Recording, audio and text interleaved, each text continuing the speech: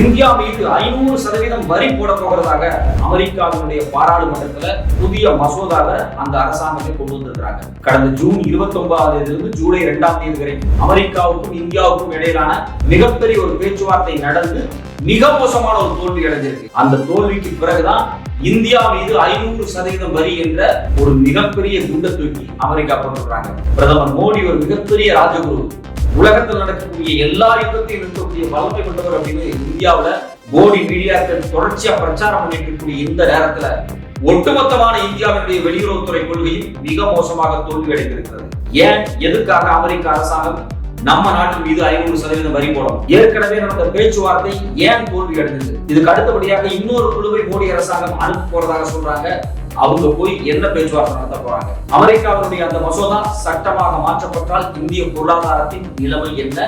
இந்தியாவினுடைய உற்பத்தியும் இந்தியாவினுடைய ஏற்றுமதியும் எவ்வளவு மோசமான பாதிப்பை சந்திக்க போகிறது? வணக்கம், இது தமிழ் குரல். நான் உங்கள் சத்யராஜ். அமெரிக்காவினுடைய பிரசிடென்ட் ட்ரம்ப் திடீர் யோசிச்சு ஏதோ பண்ணிக்கிட்டே இருப்பாரு அப்படிங்கிறது அவர் மேல கூடிய ஒரு முக்கியமான ஒரு குற்றச்சாட்டு. அவர் பைத்தியமாட்ட எப்ப எதை வேணாலும் செய்வாரு அப்படின்னு நிறைய பேச்சுவார்த்தை அடிபட்டுட்டே இருந்துச்சு. செய்தி எல்லாம் சொல்லுவாங்க, அவரை காமெடி பண்ணுவாங்க. கடைசியில பார்த்தா அது உண்மையாயிடுச்சு. திடீர்னு பாத்தீங்க அப்படின்னா நேற்றுக்கு இந்தியா மேல 500% வரி போட போறோம் அப்படிங்கிறதுக்கு ஒரு தனி மசோதாவை, அதாவது சட்டமா மாத்துறதுக்கு முன்னாடி மசோதா கொண்டு வந்து அவங்களுடைய செனட் சபையில விவாதங்கள்லாம் முடிச்சு சட்டமா மாத்துவாங்க. சோ கொண்டு வந்திருக்காரு. இதுல ரொம்ப நம்ம கவனிக்கப்பட வேண்டிய விஷயம் என்ன அப்படின்னா, இந்தியாவுக்கு நேரடியா 500% வரிலாம் சொல்ல, ரஷ்யா கிட்ட இருந்து யாரெல்லாம் அதிகமான கச்சா எண்ணெய் வாங்குறாங்களோ, பெட்ரோலியம் பொருட்களை வாங்குறாங்களோ அவங்களுக்கு 500% வரி அப்படின்னு சொல்றாங்க. கடந்த 2022 இருந்து இந்தியாவும் சீனாவும் தான் ரஷ்யாவினுடைய 70% கச்சா எண்ணெய் உற்பத்தியை வாங்கக்கூடிய இரு நாடுகள். குறிப்பாக 2022 உக்ரைனுக்கும் ரஷ்யாவுக்குமான யுத்தம் துவங்குச்சு இல்லையா? அந்த யுத்தம் துவங்கினதுக்கு பிறகு இந்தியா மற்ற நாடுகள் இருந்து ஆயில் வாங்குறதை நிறுத்திட்டு முழுக்க ரஷ்யா இருந்தா நிறைய வாங்குறாங்க. ஒரு ஆண்டுக்கு கிட்டத்தட்ட பாத்தீங்க அப்படின்னா 40% ரஷ்யால இருந்தா இந்தியாவுக்கு குரூட் ஆயில் வருது. இந்த குரூட் ஆயிலை வாங்கித்தான் பெட்ரோலாக ரீஃபைன் பண்ணி நம்ம எல்லாம் பெட்ரோல் பயன்படுத்திட்டு இருக்கோம், டீசல் பயன்படுத்திட்டு இருக்கோம், இன்னும் பல பெட்ரோலியம் பொருட்களை பயன்படுத்துறோம். 2022 முன்னாடி பாத்தீங்கன்னா நம்ம வெறும் 2% தான் வாங்கிட்டு இருந்தோம். ஆனா இப்போ 40% அதிகமா வாங்குறோம். ஏன் வாங்குறோம் அப்படின்னா, மற்ற நாடுகளை கம்பேர் பண்ணும்போது ரஷ்யா நமக்கு இந்த கச்சா எண்ணெயை மிக குறைவான விலையில் கொடுக்குறாங்க. மற்ற நாடுகள் ஒப்பிடும்போது ரொம்ப குறைவா இருக்கிறதுனால நம்ம பேரல் அங்க வாங்கிட்டு இருக்கிறோம். கடந்த மே மாசம் மட்டும் பாத்தீங்க அப்படின்னா கிட்டத்தட்ட 19.6 லட்சம் பேரலை வாங்கியிருக்கிறோம். இந்தியாவில் இருக்கக்கூடிய ஒவ்வொரு பெட்ரோல் சுத்திகரிப்பு நிலையங்கள் இருக்கு பாத்தீங்களா, பெட்ரோலியம் ரீஃபைனரிஸ். இந்த பெட்ரோலியம் ரீஃபைனரிஸ் எல்லாமே கிட்டத்தட்ட 20 லட்சம் பேரல் கச்சா எண்ணெய் சுத்திகரிப்பு பண்ணி பெட்ரோலா மாத்திக்கிட்டு இருக்காங்க. அது முழுக்க பாத்தீங்க அப்படின்னா நம்ம ரஷ்யால இருந்து வரக்கூடியதான். அப்போ ரஷ்யால சீப்பா என்ன கிடைக்குது, அதாவது கச்சா எண்ணெய், அதை இந்தியா வாங்குது. இதை ஏன் அமெரிக்காவுக்கு பொறுத்துக்க முடியல?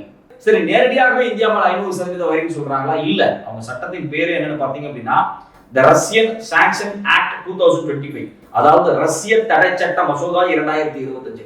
ரஷ்யாவின் மேல ஒரு தடை. ஏற்கனவே ரஷ்யாவின் மேல பொருளாதார தடை இருக்கு. யார் பொருளாதார தடை அப்படின்னா, ஐரோப்பிய நாடுகளும் அமெரிக்காவும் ரஷ்ய பொருட்களை வாங்க மாட்டாங்க, அவங்களுக்கு எதுவும் ஏற்றுமதி பண்ண மாட்டாங்க, இறக்குமதி பண்ண மாட்டாங்க, ஒரு தடை போட்டு வச்சிருக்காங்க. இது அவங்களுக்கு நடக்கூடிய சண்டை. இப்ப நம்மள மாதிரி இந்தியா மாதிரியான நாட்கள், சைனா மாதிரியான நாட்கள் நமக்கு தேவையான பெட்ரோல், ஆயில் எல்லாத்தையுமே சவுதி அரேபியா இது மாதிரியான மிடில் ஈஸ்ட் நேஷன்ல இருந்து வாங்குவோம்.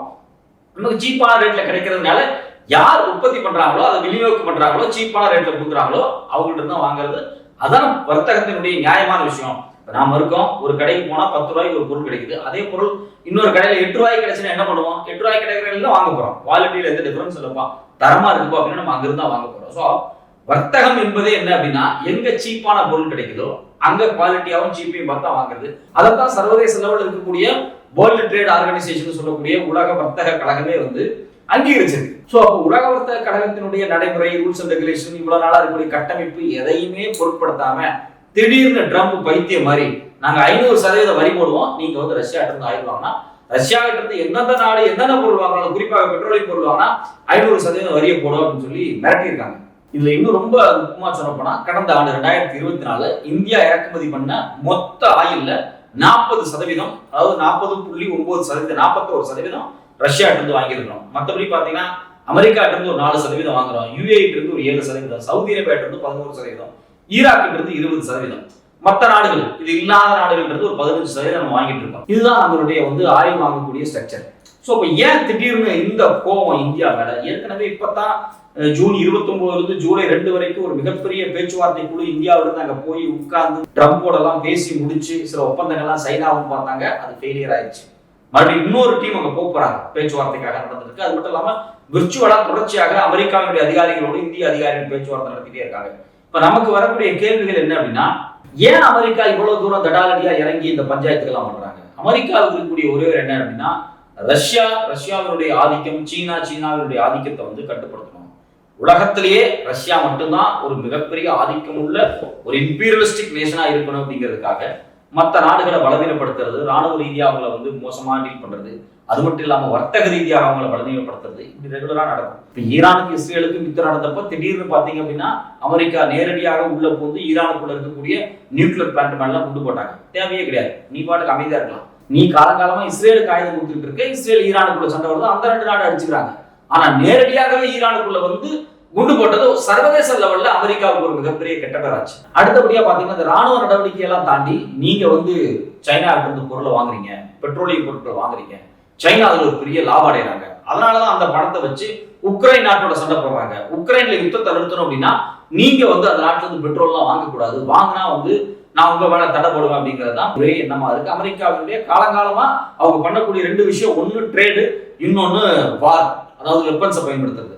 இந்த 2ல ஏதோ ஒன்றை பயன்படுத்தி உலகத்தில் இருக்கக்கூடிய நாடுகள் எல்லாத்தையும் தொடர்ச்சியா மிரட்டிட்டே இருப்பாங்க. அதுல குறிப்பாக ட்ரம்ப் மாதிரி திடீர்னு முடிவெடுக்கக்கூடிய ஒரு மனிதர் வந்ததுக்கு பிறகு எப்போ என்ன நடக்குன்னே தெரியாத அளவுக்கு மோசமா போயிடுச்சு. சரி, 2022 இருந்து 25 வரைக்கும் இந்த 3 ஆண்டுகளா என்ன இறக்குமதி பண்ணிருக்கோம். ஆனா ஏன் திடீர்னு ட்ரம்ப்புக்கு காலையில எந்திரிச்சு இப்படி எல்லாம் சட்டம் கொண்டு வரணும் அப்படின்னு பயங்கரமா முடிவு பண்ணியிருக்காரு அப்படின்னா, ஒரு வாரத்துக்கு முன்னாடி சர்வதேச லெவல்ல குறிப்பா பிரேசில்ல நடந்த பிரிக்ஸ் மாநாடு தான் ஒட்டுமொத்த அமெரிக்காவை டிஸ்டர்ப் பண்ணியிருக்கு. பிரிக்ஸ் அப்படிங்கிறது 5 நாடுகளை கொண்ட ஒரு மிக முக்கியமான ஒரு பொருளாதார குழு. எப்படி G7 நாடு இருக்கோ, நேட்டோ இருக்கோ, ASEAN இருக்கோ, சார்க் இருக்கோ, அதே மாதிரி உலகத்தில் வளர்ந்து வரக்கூடிய டெவலப்பிங் எக்கானமிஸ்னுடைய ஒரு கூட்டமைப்பு. அதுல குறிப்பா யாரா இருக்காங்கன்னா Brazil, India, Russia, China, south Africa. So இந்த 5 நாடுகளும் தான் 2009 ஒரு பேச்சுவார்த்தை நடத்தி 2010 இருந்து ஒரு குழுவா செயல்படுறாங்க. இந்த நாடுகளுக்கு இடையில் நடக்கக்கூடிய வர்த்தகங்களுக்கான ஒரு அண்டர்ஸ்டாண்டிங், பொலிட்டிக்கல் வர்த்தகங்கள் எல்லாத்துக்குமான ஒரு அண்டர்ஸ்டாண்டிங்கா இவங்க செயல்படுறாங்க. இந்த பிரிக்ஸ் கூட்டமைப்பு இருக்கு, இவங்க போன வாரம் பிரேசில்ல ஒன்னா சந்திச்சு உட்கார்ந்து பல முக்கியமான விஷயங்களை வந்து விவாதிக்கும் போது அமெரிக்காவின் மீது நேரடியாக சில கண்டனங்களை முன்வைக்கிறாங்க. அதுல ஒண்ணு என்ன அப்படின்னா, இப்படி ஈரானுக்கு உள்ள பூந்து நீங்க வந்து வெடிகுண்டுகள் போடுறது, யுத்தத்துக்குள்ள நீங்க பூந்து ஏன் இப்படி செஞ்சீங்க, இது தவறு அப்படிங்கிற மாதிரியான ஒரு தீர்மானத்தை கொண்டு வந்தது அமெரிக்காவுக்கு ஒரு பெரிய பதட்டம் ஆயிடுச்சு. என்ன இஷ்டத்துக்கு நம்மளே மிரட்டுற அளவுக்கு எல்லாம் தீர்மானம் கொண்டு வருவாங்க, டிஸ்டர்பன்ஸா பேசுறாங்க. அது மட்டும் இல்லாம திடீர் நான் வரியை ஏத்துவேன் இறக்குவேன் அப்படின்னு சொல்லி உலக வர்த்தக கழகத்தினுடைய நடைமுறையை எதையுமே பின்பற்றாம தன்னிச்சையாக யூனிலேட்டரலாக டாரிஃப் இன்க்ரீஸ் பண்ற வேலையை செய்யக்கூடிய நாடுகள் மீதும் வருத்தத்தையும் கண்டனத்தையும் தெரிவிச்சாங்க. அது வேற யார் மேலேயும் கிடையாது, அது அமெரிக்கா மேலதான். ஏன்னா அவங்க தான் பாத்தீங்க அப்படின்னா திடீர் நான் வரியை இன்க்ரீஸ் பண்ணுவேன் அப்படின்னு சொல்லுது. கடந்த 3 மாசத்துக்கு முன்னாடியே இந்த ட்ரம்ப் கவர்மெண்ட் என்ன சொல்லிச்சு அப்படின்னா, நாங்க வந்து ரெசிப்ரோக்கல் டாரிஃப் கொண்டு வர போறோம். அந்த ரெசிப்ரோக்கல் டாரிஃப் அப்படின்னா என்ன அப்படின்னா, எந்தெந்த நாடெல்லாம் அமெரிக்காவுக்கு ஏற்றுமதி பண்ணுதோ அந்த நாடு அமெரிக்காவிலிருந்து எவ்வளவு பொருளை இறக்குமதி பண்ணும்போது என்ன வரி போடுறாங்களோ அதே வரியை உங்க நாட்டில இருந்து வர்றதுக்கு நாங்க போடுவோம் அப்படிங்கிறது தான் ரெசிப்ரோக்கல் டாரிஃபா இருக்கு. இன்னும் சிம்பிளா சொல்ல போனா, இப்ப இந்தியாவில இருந்து ஒரு காரை உற்பத்தி பண்ணி அமெரிக்காவுக்கு அனுப்புறோம்னு வச்சுங்களேன், அதுக்கு அமெரிக்கா ஒரு 20% வரி போடுறாங்க. ஆனா அமெரிக்காவில இருந்து ஒரு சாஃப்ட்வேரை நம்ம வாங்குறோம்னா நம்ம ஒரு 40% வரி போறோம்னு வச்சுங்களேன். இப்ப ரெசிப்ரோக்கல் டாரிஃப் வந்துருச்சு அப்படின்னா எந்த ப்ராடக்ட், எந்த கமாடிட்டி, எதை பத்தியும் பொருட்படுத்த முடியாது. இந்தியா ஒரு பொருளுக்கு என்ன வரி போடுதோ அதுக்கு இணையான வரியை நாங்க இங்கிருந்து வரக்கூடிய பொருட்களுக்கும் போடுவோம் அப்படிங்கிற மாதிரி வந்து சொல்றாங்க. as per the international trade இது வந்து ஃபேர் கிடையாது. உலக வர்த்தக கழகத்தினுடைய ரூல்ஸ் அண்ட் ரெகுலேஷனா இருக்கட்டும், சர்வதேச வணிகமா இருக்கட்டும், இப்படி ரெசிப்ரோக்கல் டாரிஃப் அப்படிங்கிறது வந்து நியாயம் கிடையாது, நேர்மையற்றது அப்படிங்கிறது தான் உலக நாடுகள் நடைமுறையா இருந்தா. குறிப்பாக ஒரு வளர்ந்த நாட்டுக்கும் இப்ப வளர்ந்துட்டு கூடிய ஒரு நாட்டுக்கும் இல்ல அண்டர் டெவலப்பிங் கண்ட்ரீஸ்க்கு இடையில நடக்கக்கூடிய வர்த்தகம் இருக்கு பாத்தீங்களா, ஒரு சமமான பொருளாதார வளர்ச்சி இல்லாத 2 நாடுகளுக்கு இடையில நடக்கக்கூடிய வர்த்தகத்துக்கு நான் வந்து ரெசிப்ரோக்கல் டாரிஃப் போடுறேன் அப்படிங்கிறது மிக மிக அநியாயமான ஒரு விஷயம். ஏன்னா அமெரிக்கா என்ன நினைக்குது அப்படின்னா, அவங்களுடைய உள்நாட்டு உற்பத்தியை பெருக்கணும், எங்க நாட்டை வந்து மேனுஃபேக்சரிங் நாங்க ஸ்ட்ரென்தன் பண்ணணும் அப்படிங்கிறதுக்காக பல புதிய புதிய முயற்சிகளை செய்யறாங்க. ஏன்னா அந்த நாட்டினுடைய மக்களே பெரும்பாலும் வெளிநாடுகளில் இருந்து இறக்குமதி ஆகக்கூடிய பொருட்களை மையமா வச்சுதான் வாழ்ந்துகிட்டு இருக்காங்க. அது முதல்ல பாத்தீங்க அப்படின்னா ஒரு பொருளை உற்பத்தி பண்றதை விட இறக்குமதி பண்றது இன்னும் சீப்பா இருக்கு. 10 ரூபாய்க்கு உற்பத்தி பண்றோம், ஆனா அதே பொருளை இறக்குமதி பண்ணா 4 ரூபாய்க்கு கிடைக்குது அப்படின்னா அதை இறக்குமதி பண்றது தான் எல்லா நாடுமே விரும்புவாங்க. இதுதான் ஒரு பொருளாதார கொள்கையே. ஆனா இவ்வளவு காலம் அதை பின்பற்றிட்டு இருந்த இந்த அமெரிக்கா திடீர்னு ட்ரம்ப் வந்ததுக்கு பிறகு நாங்களே உற்பத்தியை அதிகப்படுத்தணும், இதனால இந்த நாடுகளுக்கு பொருளாதாரம் எல்லாம் பாதிப்பு ஏற்படுதுன்னு சொல்லி இந்த டாரிஃபை கொண்டு வந்து ஒவ்வொரு நாடுகளுக்கும் ஒவ்வொரு வரி போடுறது பிளான போட்டாங்க. இந்தியாவுக்கு 26% வரி போட்டாங்க. இது எப்ப நடந்துச்சுன்னா கடந்த ஏப்ரல் 2 ட்ரம்ப் வெளிப்படையாக அதை அறிவிச்சார். அந்த நாளை கொண்டாடும் விதமாக லிபரேஷன் டே ஆஃப் அமெரிக்கா அப்படின்னு எல்லாம் பேசினார். சோ அப்ப ஏதாவது ஒரு வகையில் அமெரிக்காவுக்கு ஏற்றுமதி செய்யக்கூடிய நாடுகள் மீதெல்லாம் வரி போட்டாங்க. குறிப்பாக சைனாவுக்கு பாத்தீங்கன்னா 34% வரி போட்டாங்க. அதுக்கு பிறகு ஏப்ரல் 9 சைனாவுக்கு 125% வரி போட்டாங்க. பிற்பாடு பாத்தீங்கன்னா நான் 3 மாசம் அதை ஹோல்டு பண்ணி வைக்கிறேன் அப்படின்னாரு. கடந்த ஜூலை 9 அந்த 3 மாசம் முடிஞ்சிருச்சு. கடந்த 2-3 நாட்களா பாத்தீங்க அப்படின்னா அமெரிக்கா நேரடியாக பல நாடுகளுக்கு தொடர்ச்சியாக கடிதங்கள் மூலியமாக டாரிஃபினுடைய ரேட்டை அனுப்பிச்சுக்கிட்டே இருக்காங்க. அதுல குறிப்பா பாத்தீங்கன்னா ஜூலை 10 ஒரு கடிதம் போயிருக்கு. அந்த கடிதத்துல பிலிப்பைன்ஸுக்கு 20%, புருனேக்கு 25%, அல்ஜீரியா, லிபியா, ஈராக், ஸ்ரீலங்கா மாதிரியான நாடுகளுக்கு 30%, பிரேசிலுக்கு 50% வரியெல்லாம் போட்டிருக்காங்க. திருப்பி பாத்தீங்கன்னா இது மட்டும் இல்லாம ஒட்டுமொத்தமாக எந்த நாடு இந்த நாடு அந்த நாடுலாம் பொருட்படுத்தாம மொத்தமாக எல்லா நாடுகளில் இருந்து வரக்கூடிய காப்பருக்கு மட்டும் 50% வரி அப்படின்னு சொல்லி வெளிப்படையா நேற்று அறிவிச்சிட்டாங்க. இது மட்டும் இல்லாம பாத்தீங்கன்னா ஜூலை 8 ஒரு கடிதத்தை அனுப்பிச்சு 14 நாடுகளுக்கு குறிப்பாக Japan, south Korea, Malaysia, Kazakhstan, Tunisia இந்த நாடுகளுக்கு எல்லாம் 25% வரி, சவுத் ஆப்பிரிக்கா, போஸ்னியா இதுக்கெல்லாம் 30% வரி, இந்தோனேஷியாவுக்கு 32%, பங்களாதேஷ்க்கு 35%, அது மட்டும் இல்லாம தாய்லாந்து, கம்போடியாவுக்கு 36%, மியான்மருக்கு 40%. அப்போ ஒட்டுமொத்தமாக பாத்தீங்க அப்படின்னா எந்தெந்த நாடெல்லாம் அமெரிக்காவோடு வர்த்தகம் பண்ணிட்டு இருக்கோ அந்த நாடுகளுக்கு எல்லாத்துக்கும் கடிதம் அனுப்பிச்சு உங்களுக்கு 30-40% வரி இன்க்ரீஸ் பண்ணிட்டோம் அப்படின்னு சொல்றாங்க. இதெல்லாம் ஏன் நடக்குது அப்படின்னா குறிப்பாக இந்த பிரிக்ஸ் நாடுகள் நம்ம ஏற்கனவே சொன்னோம். இந்தியா, பிரேசில், அது மட்டும் இல்லாம ரஷ்யா, சைனா, சவுத் ஆப்பிரிக்கா இந்த 5 நாடுகளும் சேர்ந்து இந்த பிரிக்ஸ் கூட்டமைப்பை ரொம்ப ஸ்ட்ரென்தன் பண்ணி அமெரிக்காவை நேரடியாக விமர்சிக்க துவங்கிட்டாங்க. இதையும் தாண்டி இன்னொரு விஷயம் என்ன அப்படின்னா ரஷ்யாவும் சீனாவும் உலக லெவல்ல நடந்துட்டு இருக்கக்கூடிய இந்த ஆயுள் வர்த்தகமா இருக்கட்டும், சர்வதேச வர்த்தகத்துல குறிப்பாக ஏசிய நாடுகளில் நடந்துட்டு இருக்கக்கூடிய இந்த வர்த்தகம் முழுக்க டாலர்ல நடக்கக்கூடாது.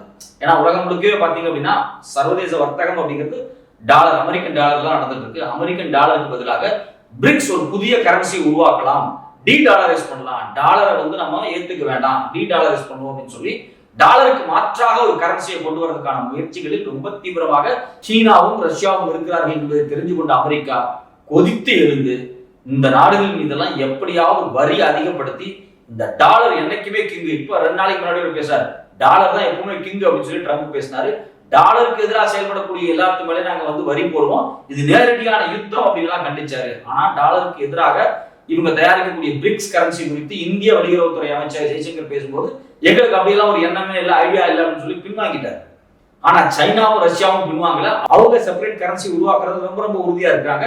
இந்த கரன்சி பிரிக்ஸ் நாடுகள் இருக்கக்கூடிய 5 நாடுகள் மட்டும் கிடையாது, பிரிக்ஸ் இப்ப நாடுகளுடைய எண்ணிக்கை அதிகமாயிருச்சு அப்படிங்கறத பாத்தீங்கன்னா ஒட்டுமொத்தமா அமெரிக்காவுக்கு ஒரு பெரிய வருத்தமா இருக்கு. இன்னைக்கு அது பிரிக்ஸோட பிரிக்ஸ் பிளஸ் சொல்றாங்க. ஏன்னா எகிப்து, எத்தியோப்பியா, யுஏஇ, ஈரான், இந்தோனேஷியா இந்த நாடுகள் எல்லாருமே பாத்தீங்கன்னா இப்ப இந்த பிரிக்ஸ் கூட்டமைப்புக்குள்ள சேர்ந்துட்டாங்க. இன்னும் பல நாடுகள் குறிப்பா 10 நாடுகள் Thailand, Malaysia, Cuba, Nigeria, Uzbekistan, Kazakhstan இவங்க எல்லாரும் நாங்க சேர்றோம் அப்படிங்கிறாங்க. அப்போ கிட்டத்தட்ட 30-40 நாடுகள் ஒன்றாக சேர்ந்து ஒரு கூட்டமைப்பாக உருவாக்கி ஒரு தனி கரன்சியா டாலருக்கு பதிலாக கொண்டு இதுல வர்த்தகம் பண்ண ஆரம்பிச்சாங்க அப்படின்னா ஒட்டுமொத்தமா அமெரிக்காவினுடைய டாலர் சரிந்து விடும். அமெரிக்காவினுடைய டாலர் சரிந்தால் சர்வதேச அளவில் அமெரிக்காவினுடைய பொருளாதாரமும் மிக மோசமாக சரிவு ஏற்படும். சோ ஏற்கனவே பாத்தீங்கன்னா சீனா தன்னிடமிருந்து அமெரிக்கன் ட்ரெஷரி பாண்டை வேகமா வித்துக்கிட்டு அதெல்லாம் தங்கமா மாத்திக்கிட்டு இருக்காங்க.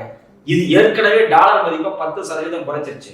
அப்ப ஏற்கனவே சர்வதேச சந்தையில டாலர் மதிப்பு குறைஞ்சிட்டு கூடிய இந்த நேரத்துல புது கரன்சியை உருவாக்கி குறிப்பா சைனா, இந்தியா மாதிரியான நாடுகள் இந்த கரன்சியை ஃபாலோ பண்ணாங்க அப்படின்னா ஒட்டுமொத்தமாக ஐரோப்பிய பொருளாதாரம் அமெரிக்க பொருளாதாரத்துக்கும் ஒரு பின்னடைவு ஏற்படும் அப்படிங்கிறதுனால வெளிப்படையாகவே இந்தியாவையும் சைனாவையும் ரஷ்யாவையும் மிரட்டுவதற்காகவே இந்த 500% வரி அப்படிங்கிற விஷயத்தை ட்ரம்ப் அரசாங்கம் நேற்று சொல்லியிருக்கிறாங்க. இதுல நமக்கு வரக்கூடிய கேள்வி என்ன அப்படின்னா இந்தியாவுடைய வெளியுறவுத்துறை கொள்கை என்னவாக இருக்கிறது? இந்தியா என்ன சொல்றாங்க, இல்ல நாங்க அமெரிக்கா நம்மளுடைய நட்பு நாடு, மோடி நினைச்சாருன்னா உக்ரைன் வாரம் நிறுத்திடுவாரு, இஸ்ரேல் வாரம் நிறுத்திடுவாரு, நம்மளுடைய வெளியுறவுத்துறை அமைச்சகம் ரொம்ப ஸ்ட்ராங்கா இருக்கு, நாம டிப்ளமசில கிங்கு அப்படிலாம் பேசுறாங்க. ஜெய்சங்கர் வந்து ஒரு ஆற்றல் மிக்க தலைவரா செயல்படுறாரு அப்படின்லாம் பேசுறாங்க. நமக்கு என்ன கேள்வி அப்படின்னா, இந்தியா ஏன் இந்த வர்த்தக விஷயத்தில் இவ்வளவு பெரிய கோட்டை விட்டுருக்கு? 500% வரை இந்தியாவுக்கு வரப்போகுது. நீங்க கடந்த 3 ஆண்டுகளாக ரஷ்யாட்ட இருந்து ஆயில வாங்கி குதிச்சிருக்கீங்க. இதுல இந்தியாவில் இருக்கக்கூடிய பெட்ரோலிய கம்பெனி, ரிலையன்ஸ் மாதிரியான மிகப்பெரிய பெட்ரோலிய கம்பெனி எக்கச்சக்கமான லாபத்தை சம்பாதிச்சிருக்காங்க. ஏன்னா கச்சா எண்ணெய் விலை குறைஞ்சும் இந்தியாவில் பெட்ரோல் விலையை குறையல, பெட்ரோல் விலை அதிகம் தான் ஆயிருக்கு. சோ இந்த லாபம் அதிகமா இருக்கு. அந்த லாபத்தை இங்க இருக்கக்கூடிய எல்லா நிறுவனங்களும் அனுபவிச்சிருக்காங்க. இந்திய சாமானிய மக்களை தவிர்த்து, குறிப்பா இந்து மக்களை தவிர்த்துன்னு சொல்றாங்க. ஏன்னா இந்துக்கள் சொன்னாதானே பிஜேபிக்கு ரொம்ப பிடிக்கும். சோ அப்போ நீங்க கச்சா எண்ணெய் சீப்பா வாங்கி பெட்ரோலா மாத்தினாலும் நீங்க ஒன்னும் இந்துக்களுக்கு சீப்பா கொடுக்க போறது கிடையாது. பாஜக சங்கிகளுடைய மிகப்பெரிய வருத்தமே என்ன அப்படின்னா, நம்ம மோடிக்கு ஆதரவு தெரிவிக்கணும், 100 ரூபாய்க்கு பெட்ரோலும் போடணும், என்னடா வாழ்க்கை அப்படின்னு கஷ்டப்பட்டு தான் போட்டுட்டு இருக்காங்க.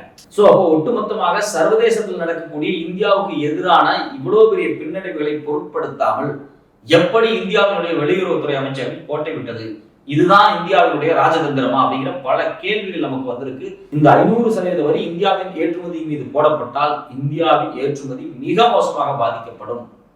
இது பாதிப்படைந்தால் இந்தியாவினுடைய கரன்சியினுடைய மதிப்பு ரொம்ப மோசமான டிவாலுவேட் ஆகும். சோ அப்போ இவ்வளவு பெரிய பொருளாதார நடவடிக்கை இந்தியாவின் மீது நடக்கும் அளவுக்கு இந்தியாவினுடைய வெளியுறவுத்துறை கொள்கை என்பது தோல்வி அடைந்திருக்கிறதா அப்படிங்கிற கேள்வியும் நமக்கு வந்திருக்கு. அமெரிக்க அரசாங்கம் இந்த ரஷ்யாவின் மீதான சாங்ஷனை அடுத்த மாசத்துல சட்டமாக மாற்ற போறோம்னு சொல்லியிருக்காங்க. அப்படி ஒரு நிலை வந்தால் இந்திய பொருளாதாரம் என்ன சூழலுக்கு தள்ளப்படும், இது குறித்து மோடி அரசாங்கம் என்ன திட்டங்கள் வைத்திருக்கிறாங்க பொறுத்திருந்து பார்ப்போம்.